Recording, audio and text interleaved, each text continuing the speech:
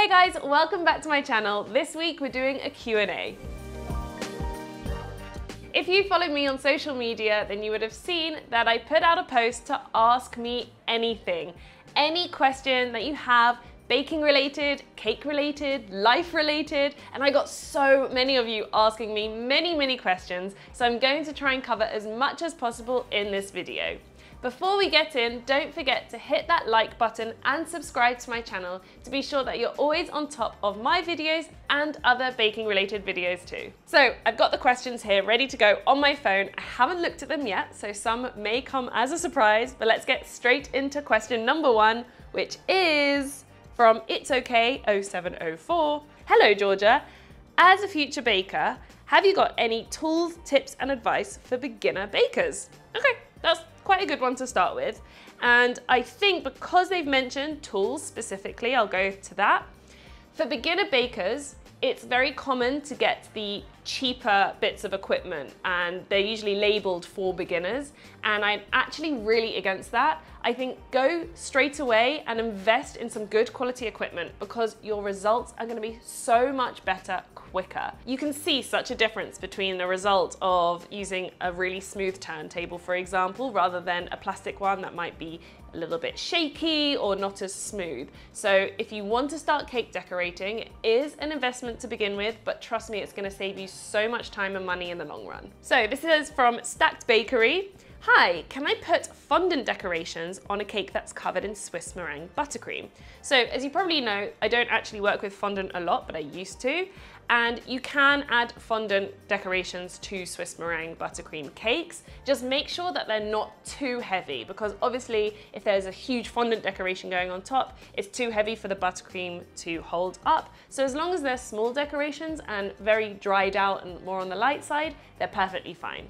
Cupcakes by Rihanna is asking, when you weigh your eggs, do you weigh them with or without the shells? This is a great question and I get asked it a lot, especially because, as you probably know, all my eggs are weighed. It's without the shell. And actually, in my new book, I go through all the measurements of every size egg, the yolk, the white, and the whole egg without the shell. And you can obviously find the link to my book in the description box. The Real Kathy Kins is asking, is it okay to use carton egg whites for Swiss meringue buttercream? Again, a really good question.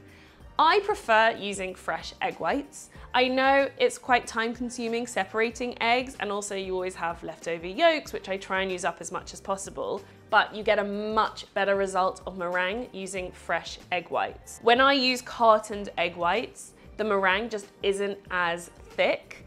Now, if you're just making buttercream and you're not doing the meringues as well, like you may know from some of my videos, I take out some meringue and pipe some kisses, for example, it is okay to not get as stiff as meringue. So you can use it, and obviously they're already pasteurized, which helps, but I just prefer using fresh eggs.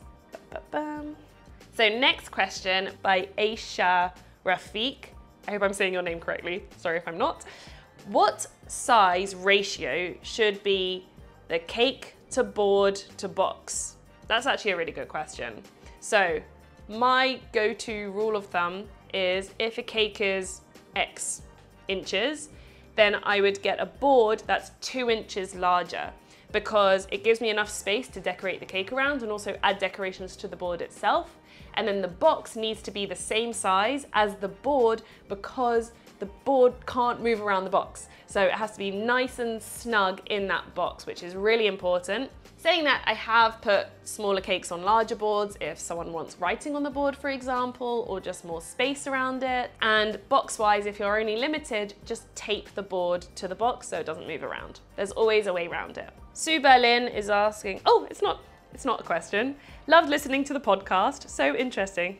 Thank you. So if you didn't know this already, I was on a podcast a few weeks ago. Again, link in the description box. And it's all about my whole baking journey to where I got to today. Tina Katz, 70. What inspired you to start baking?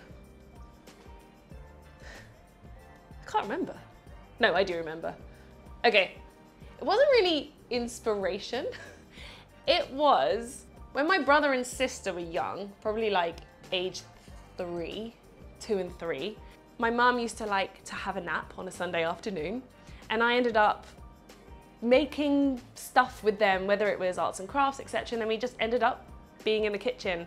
And I used to buy those boxed cake mixes, and that became our favorite activity. And I actually have a really clear memory of them sitting on the kitchen counter, and we have a big bowl in front of us, and we just like add water and make these Peppa Pig cupcakes or something.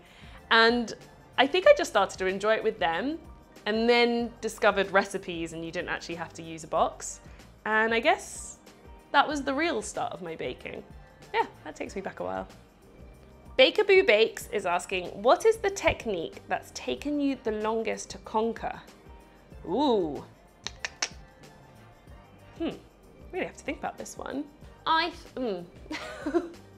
think smoothing out buttercream on the outside of the cake, but also, I guess it's not really a technique, but it's being satisfied when I'm finished. Because I think actually that's harder to do than getting it perfect. It's just understanding like you're only human. This cake is only gonna look this perfect. Stop before you mess it up kind of thing, if that answers the question. Okay, next question. Swiss meringue buttercream with a hand mixer, question mark. Okay, I've made Swiss meringue buttercream with a hand mixer. It's possible. It took 20 minutes to get the meringue to stiff peak. A hand electric mixer, I'm talking. So 20 minutes till the meringue got to stiff peak, standing there, and then I think another 15 minutes when the butter went in. So it's possible, but I wouldn't recommend it. So Gilla Megs07 is asking, please, can I make a video on how to make fondant?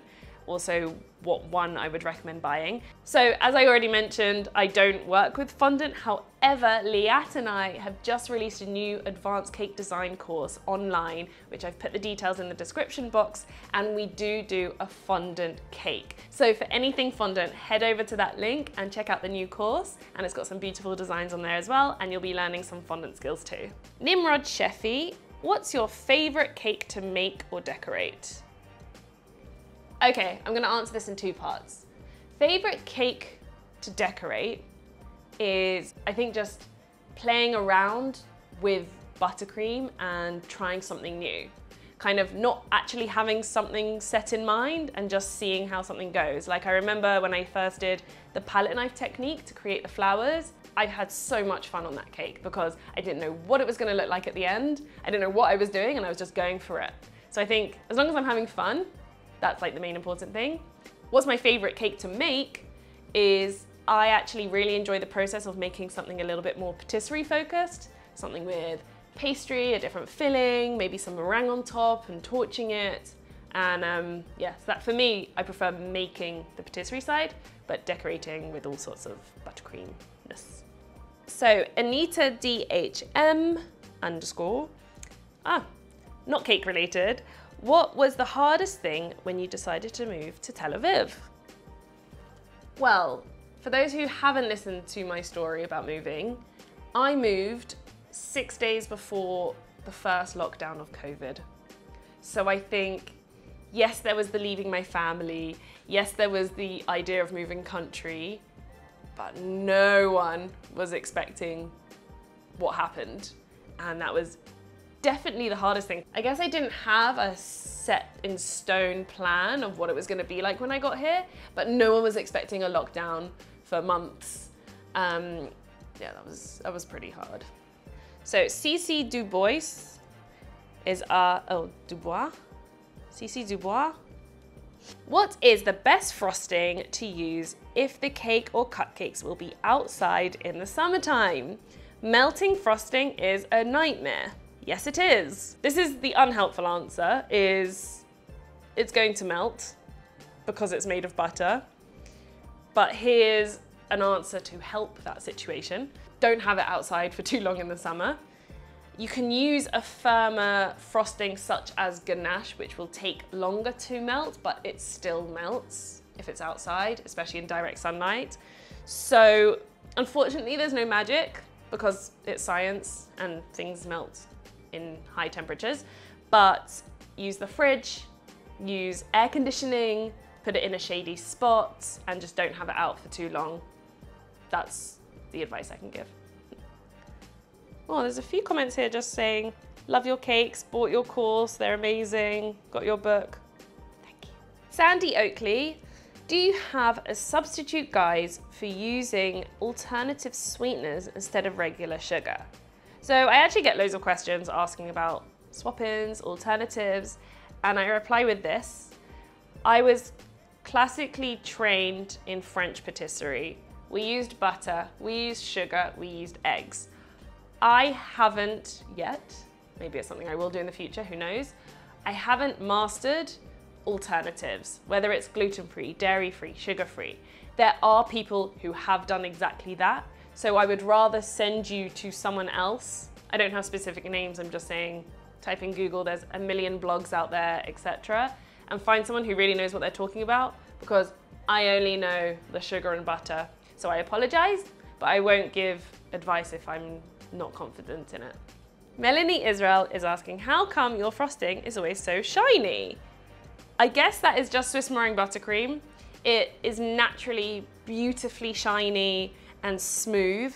So that's why I love working with it and eating it, because it's also delicious. And that's why I recommend for people to use it. So even if you are a beginner baker, go for Swiss meringue buttercream straight away. You're gonna get better results and get a beautiful shine on that cake. It does take practice, but it's worth it. Wait, there's one that says, do you have any plans for a little George or Georgia? I presume that means kids. I always get a bit weird when someone asks about kids because it's quite personal, but I'm also happy to answer. There are plans. I mean, we've only been married now for about 6 months, just over. So baby steps. The first baby step was we got a little puppy recently, Benny.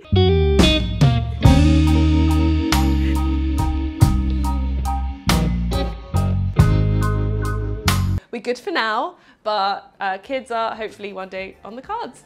How do you get your buttercream colors and icing mixed that perfectly? Firstly, thank you.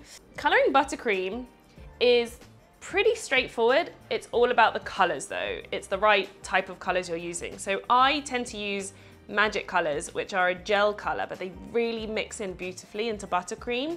Not all gel colors do because they tend to be water-based. You can also get oil-based colors such as Color Mill, and they mix into butter-based buttercreams really nicely because they're oil-based. So once you find the perfect colors to color your buttercream, then they're gonna mix in really nicely. Kate Rigby, what's the best way to get white buttercream? Again, a question I'm asked a lot. Firstly, Swiss meringue buttercream is naturally very white, so I would always recommend that buttercream. Secondly, especially in the last 3 years since I've been living in Tel Aviv, we get very white butter here in Israel. It's the Israeli butter is white. So obviously using a whiter butter results in a whiter buttercream. However, in England, I also use yellow butter and I don't actually add whitening to it because I like the off-white kind of ivory color. It's a personal thing. You can do things like adding a bit of liquid titanium dioxide, which is a whitener, to make it whiter, or rumor has it that adding a little bit of purple takes out the yellowness, which it does, but I have experienced it going a little bit on the gray side, and I actually prefer the warmer tone, so I'd rather leave it yellow, but that's personal preference. Oh, some lovely comments here. Thank you so much.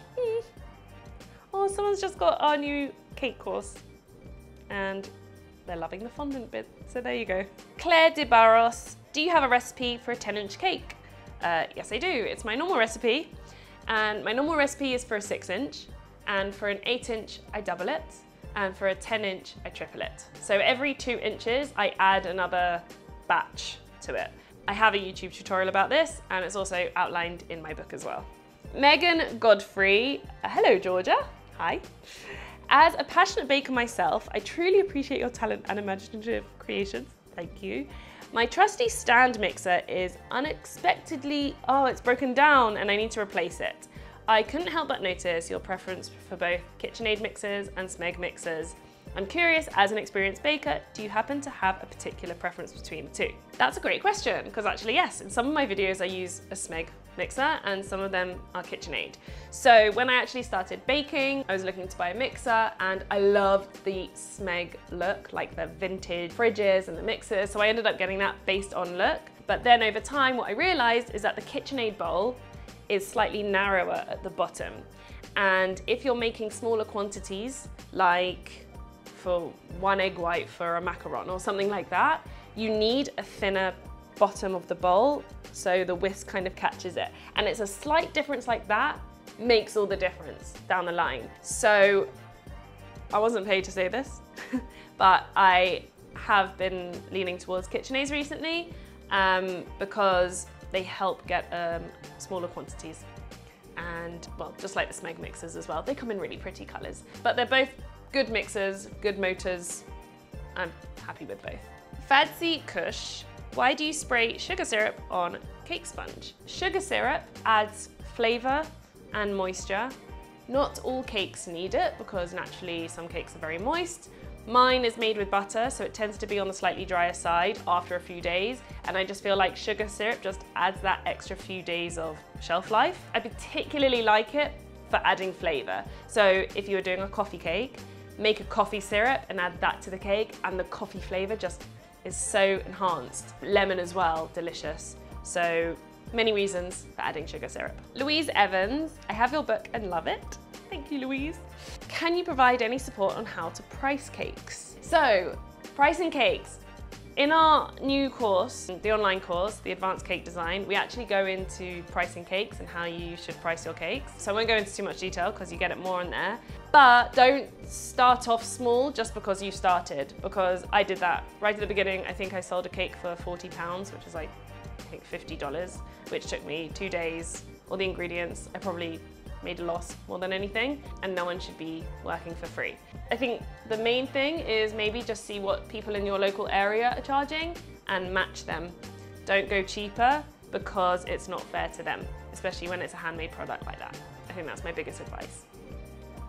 Okay, cute question to end. How come we never see your husband Tal on your videos? So if you've been following me for a few years, I don't share too much about my personal life, and Tal doesn't like being on camera. So I guess the two together make sense. I think it's actually really important when you're a public figure, it's nice to have things kept private rather than document everything in your life publicly. If that is what someone wants to do, then that's fine. It's just not very me to do it. Tal knew this about me from our first date, and he doesn't even have an Instagram or Facebook or anything. He just doesn't care about that much, and so I'm gonna respect it. Who knows though, because you know, now we've got a puppy, maybe I'll be putting some puppy things on, but I don't want to go too off George's cakes.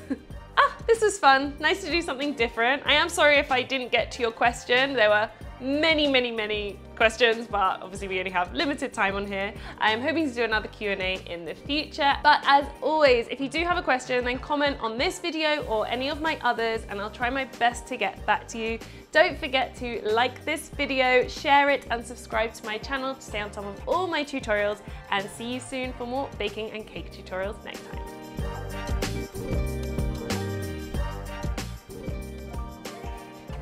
Benny's asleep, can't you?